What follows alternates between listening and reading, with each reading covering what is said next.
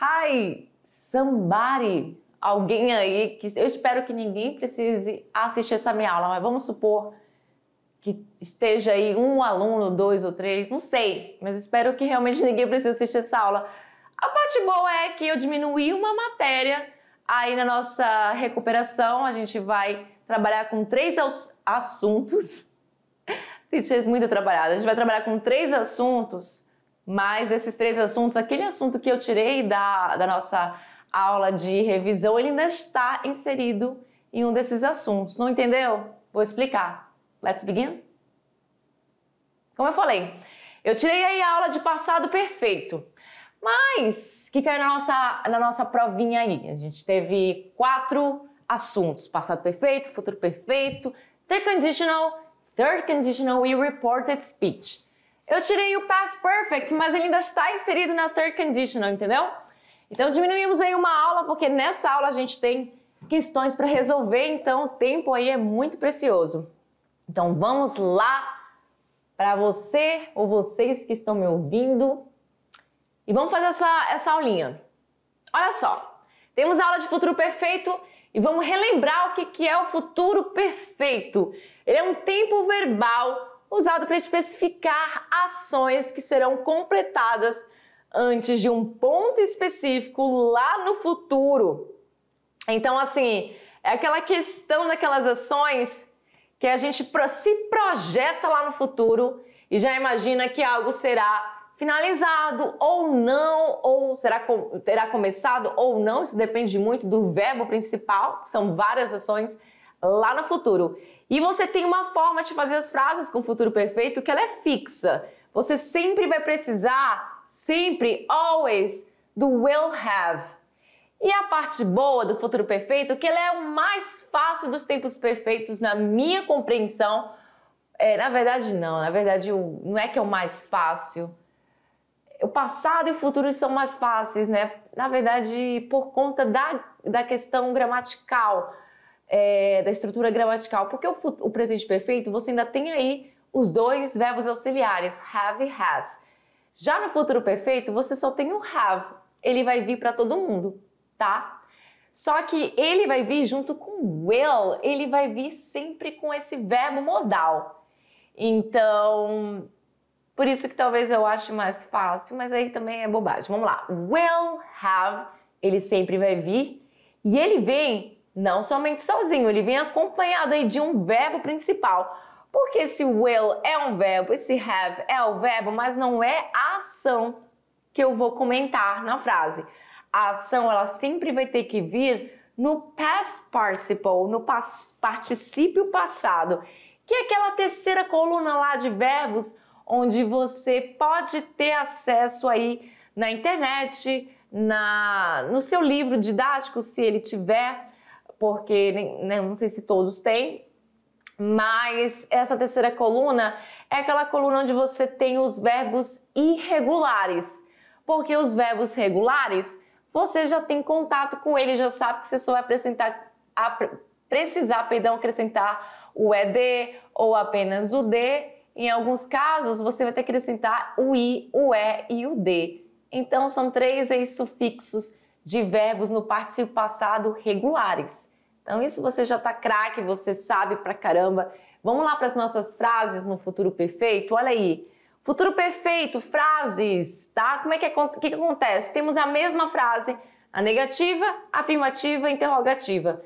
Example, na afirmativa. Temos o sujeito que é feito pelo nós, we, logo seguida a estrutura de will have, que vai ser esse nosso terá. Então, dependendo do pronome pessoal, eu terei, você terá, tu terás, ele terá, nós teremos, vocês terão. Lembra que é terão com a o tio no final, tá? Não é com a M, não. Eles ou elas terão. Lá de ideia de futuro. Então, we will have eaten breakfast by the time she arrives. Nós teremos tomado café da manhã quando, by the time, que é esse nosso marcador de tempo, muito utilizado nessa palavrinha. by the time, apenas o by, enfim. Logo em seguida, uma frase que está no presente simples, porque essa ação no presente simples, ela vai acontecer, aliás, ela se tornará verdade quando essa aqui terá sido completada, quando essa for, completada lá no futuro, tudo bem? Na negativa, você sabe, apenas acrescentar o not para fazer a negativa, apenas isso, coisa bem simples. Acrescenta o not no will, não vai ser no have, vai ser no will, tá? E aí vai ficar won't. Ou você fala we will not, ou até mesmo contraído com o pronome pessoal, existe muito isso, né? Onde vai ficar esse LL, tá? Vai ser a sua contração. Ou então will not, quando você contrai com a negativa. E aí o have, ele continua no mesmo local, depois do seu verbo principal, no past participle, que é o verbo to eat. Comer vai ficar eaten, porque ele é um verbo no irregular, não tem ED no final. E aí para perguntas você já sabe, o will passa para frente, é ele que passa para frente para fazer perguntas. Porque tem essa, qual que passa para frente? É o have, é o will, porque a gente passa o have lá para frente no presente perfeito. Sim, você passa o have na frente lá para o presente perfeito, ou has. Só que aqui no futuro perfeito você só vai passar o will. Ele sempre vai para frente nos tempos futuros, tanto no tempo simples, quanto aqui nos tempos perfeitos ele vai lá para frente fazer a perguntinha e logo em seguida o seu sujeito, o seu verbo have, que é fixo, e o eaten, que é o verbo no particípio passado, e logo em seguida a frase. Então isso aí é o meu futuro perfeito. Tá? Bem simples. Vamos fazer uma atividade onde a gente tem mais noção. Hora de recuperar aí. Vamos para a atividade. Which sentence correctly uses the future perfect tense? Qual sentença corretamente usa o futuro perfeito? Temos aí essas alternativas. Qual alternativa está correta? Perceba que aqui eu tenho will, aqui eu tenho have. Corretíssimo. Aqui eu tenho done, que é o meu verbo to do, no particípio passado. I will have done, perfeito, é essa alternativa. Mas chega aqui, ó, last year. Ih, não é. Last year, ano passado. Então é uma frase até errada. Eu terei feito isso ano passado. Como assim? Deu um bug aí, não deu certo. Então essa A tá errada mesmo. Então não é A. Na letra B, by the time Anna arrives, quando a Ana chegar, é uma frase no presente simples. Tá, quando a Ana chegar, o quê? We will have finished lunch. Quase certo. Faltou o ED aqui faltou meu verbo no particípio passado, então não é também. Na letra C, I will travel. Não, já não é. Já sei que não é porque é uma frase só no futuro simples. Eu não quero futuro simples, eu quero futuro perfeito. When I finish this course, quando eu terminar o curso, uma frase no presente simples. I will have been learning. Ih, não é. Por que não é? Porque aqui eu tenho o meu futuro perfeito continuous, é continuous. O will have, mais o been no particípio passado e o verbo no ing, também não é. Então só sobrou a E, que é a E. Do you think you will have heard about the job by tomorrow? Aí você me pergunta, cadê o will? Ele tá aqui, contraído com you. É a mesma coisa que you will, tá? Então, uma pergunta. Tem presente simples aqui primeiro. Do you think? Você acha presente simples. E logo em seguida eu vou meter aí um futuro perfeito. Você acha que você terá ouvido sobre o trabalho, né? Com certeza aí a oportunidade de um trabalho, ouvido sobre o trabalho até amanhã? Então, you will have heard. Então, temos o you, sujeito, will, fixo, have, fixo e o meu verbo no particípio passado, to hear, fica heard. É um verbo irregular. Aí eu tenho um complemento. Ainda tem o by aí, que é muito usado no futuro perfeito, e tomorrow, que é amanhã, não ano passado, tá, gente? Então, muito simples. Vamos para a próxima, aula da third conditional. O que é third conditional? A definition. É um tipo de frase condicional, onde você tem uma condição que expressa uma situação impossível no passado, porque já foi. Não é que tipo, nossa, nunca poderia fazer isso porque é impossível, mas é impossível porque está no passado. Você não tem como ir lá e mudar o dia de ontem. Não tem como. Se pudesse, né? Mas enfim. Quando usar, use a third conditional para falar sobre o que teria acontecido no passado se outras situações tivessem ocorrido ou sido feitas de formas diferentes. A gente já sabe sobre isso. Estrutura é o quê? Você tem estrutura feita de quê? If, que é fixo, mais o passado perfeito. Então, você vai ter if mais had mais um verbo no particípio passado, que é o PP. Então, if, o sujeito, não esquece do sujeito, tem um sujeito aqui no meio, tá? Então, if you had been, blá, blá, blá, aí você tem a segunda parte, que é o resultado da situação. Então, se eu tivesse feito isso, isso teria acontecido. Então, esse would have é o nosso teria. Would have, teria. Ah, se eu tivesse lá, eu teria isso, eu teria aquilo. Eu would have. E aí você também pode usar o should no lugar do would. Alguns verbos modais você pode usar. Aí seria deveria, enfim. Vai mudando o significado. Past participle, ou seja, depois do would have vem um verbo no particípio passado, tá? Você usa verbo no particípio passado aqui e aqui também. Tudo bem? Então temos as frases aí. If I had learned third conditional earlier, I would have spoken better in English. Então você pode fazer primeiro a sentença na condicional, separada por uma vírgula da sentença do resultado. Agora, se a sentença for o resultado vier primeiro, o que acontece? Não tem vírgula, tá? Quando a condicional vem depois. Então, o que é condicional? É a frase que tem esse bichinho aqui, o if, que é a minha conjunção se. Então, se eu tivesse aprendido a terceira condicional antes, eu teria falado um inglês melhor. É isso. Na negativa, você precisa do not. Então, o not vai ficar ou com o would aqui ou com o seu had. Você pode fazer uma negativa nos dois, como nessa frase, she wouldn't have been so tired. Ela não teria se sentido tão cansada if she hadn't gone for a run, se ela não tivesse ido correr. Ou você pode só colocar a negativa aqui ou na parte da condição, depende da sua frase, depende do que você quer falar. Não é porque tem uma negativa no resultado que a condição também tem que ter uma negativa. Eu trouxe esse exemplo porque engloba a negativa nos dois, para mostrar que o not, a negativa, vai ficar com o meu would, o not vai ficar com ele, e na questão da minha condição, vai ficar junto com o had, tá? É isso. Nas perguntas, também tanto faz, você pode fazer a pergunta com o would na frente ou com o if na frente. Eu trouxe um exemplo que tem um would, que é a frase que é o resultado.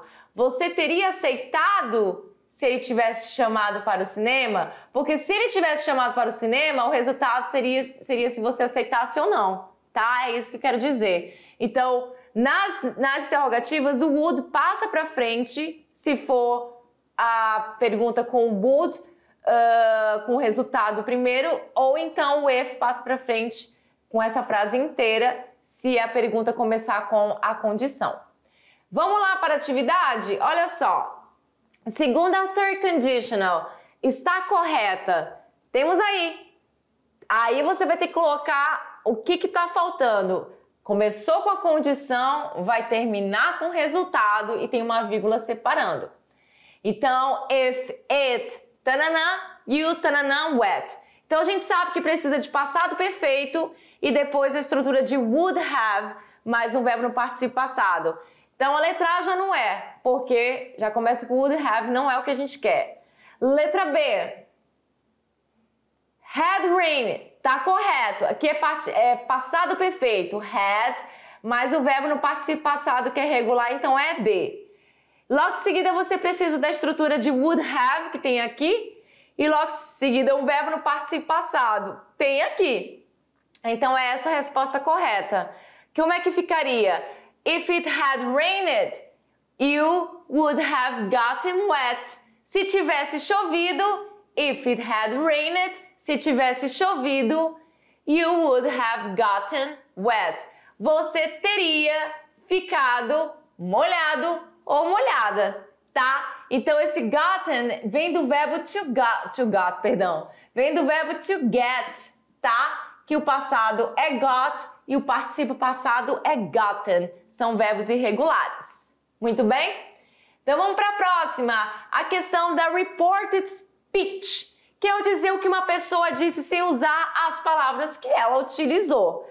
Então a gente tem aí a questão de você sabe, não vou fazer como na outra aula, mas você sabe que os tempos verbais vão mudar, tudo bem? Então se você tem uma direct speech ou direct speech, onde a pessoa fala com as próprias palavras que a outra pessoa falou, como ele disse, abre aspas, I haven't been to Canada, eu estive no Canadá. Então se essa frase está no presente perfeito, que está, o reported speech, ou seja, o ato de eu reportar o discurso que ela fez com as minhas palavras, vai cair um nível aí na questão de tempo verbal. Então, se é presente perfeito, na direct speech, a minha reported speech vai ser passado perfeito. Então, he said, ele disse, that, que é opcional. Esse that você pode usar ou não, ele é opcional. He hadn't been to Canada. Então mudou a estrutura todinha. Cara, eu não comentei isso na minha aula de revisão para a prova. Que triste, mas é porque muita coisa eu acabei esquecendo de comentar. Não se esqueça que além dessa mudança de tempo verbal, também vai ter mudança de pronome pessoal, pronome demonstrativo, pronome possessivo, adjetivo possessivo, vai ter essa mudança. Perceba que eu nunca estive no Canadá. Então ele disse que ele nunca esteve no Canadá, por isso que eu vou mudar, tudo bem? Direct speech, temos uma outra situação aqui onde é presente simples na direct speech e a reported speech vai ser passado simples. Mudou o sujeito, mudou tempo verbal, mudou até pronome demonstrativo. Olha aí, o this passou para that. Então você vai ter essa troca. Aí você também tem aqui, ó, quando você tem uma direct speech onde a pessoa fala, por exemplo, I'll be there on time, eu estarei lá a tempo, você também pode trocar a questão do said, porque a gente só está usando o said até então, né?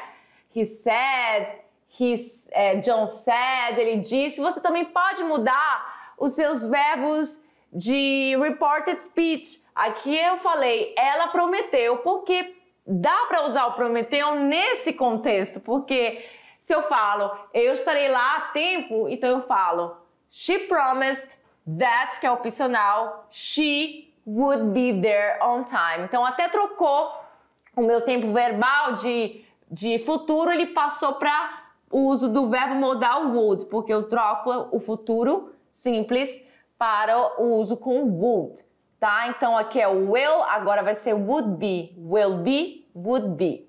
Direct question, quando eu faço uma pergunta na minha direct question, eu tenho que entender que a reported question, que também é reported speech, só tá questão de pergunta, porque a gente tá fazendo pergunta aqui, vai ter uma situação que não existe nas outras, que é a presença do if, tá? Então, Tom perguntou, que não vai ser mais Tom said, não vai ser promise. Porque se é uma pergunta, eu vou usar o ask, que no passado fica asked, tá? Então, Tom perguntou se eu ia para a festa. Então, trocou tempo verbal de presente contínuo, foi para passado contínuos, tá? Mudança do verbo to be apenas, porque o verbo continuou o mesmo com ing. E eu preciso colocar esse if, depois de Tom perguntou se eu ia para a festa. Então esse if vai aparecer no lugar do that. Então não tem o that mais, mas tem o if. E no comando direct command, the teacher said complete the assignment. Ou seja, o professor disse faça a atividade. A report command vai ser assim, the teacher told us, porque agora eu quero dizer que ele nos disse.